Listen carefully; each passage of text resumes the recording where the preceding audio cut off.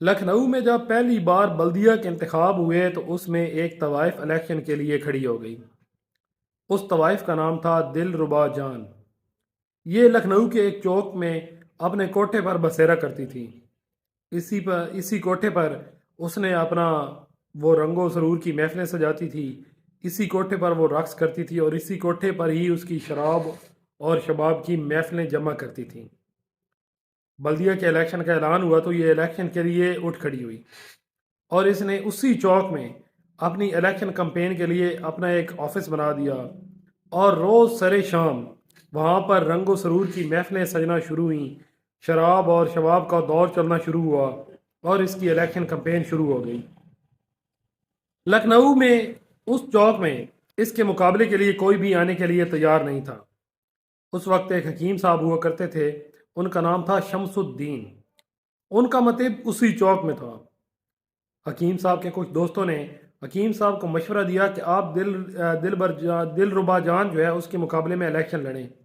हकीम साहब नहायत शरीफ और नहायत नफीस तबीयत के मालिक थे।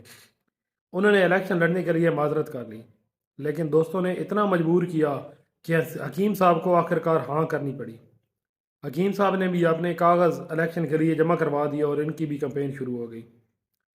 उस वक्त ये एक और तवाइफ बड़ी ही मशहूर थी, उसका नाम था जद्दन भाई।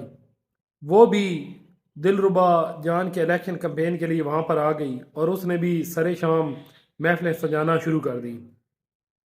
इलेक्शन के दिन करीब आते जा रहे थे। हकीम साहब की परेशानी बढ़ती जा रही थी, क्योंकि हकीम साहब के बकौल उनका जीतना इससे बिल्कुल नामुमकिन था। लेकिन दोस्त उनको तसल्ली दिलाते कि अल्लाह पाक खैर करेगा। हकीम साहब के दोस्तों ने इलेक्शन कैंपेन के लिए हकीम साहब के लिए एक नारा मुतारिफ कराया। वो नारा कुछ यूं था कि बेहिदायत चौक के हर वोटर शौकीन को दिल दीजिए दिलरुबा जान को, वोट शमसुद्दीन को। ये नारा बहुत मकबूल हुआ, लेकिन दिलरुबा जान ने भी इसके मुकाबले में अपना एक नारा ये मुतारिफ करा दिया कि बेहिदायत चौक के हर वोटर शौकीन को वोट दीजिए दिलरुबा को, नब्ज शमसुद्दीन को।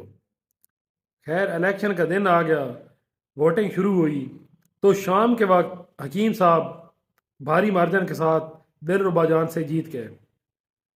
दिलरुबा जान खैर बड़ी हैरान हुई, लेकिन चौंका। लखनऊ की तहजीब व सकाफत बहुत प्यारी है, तो वो शाम को हकीम साहब के घर गई उनको मुबारकबाद देने के लिए। हकीम साहब वहाँ बैठे थे, उन्होंने बड़े उनका जो है ना पुरतकल्लुफ़ इस्तकबाल किया, उनको बिठाया और दिलरुबा जान ने ना अपनी हकीम साहब के साथ बात ही शुरू कर दी।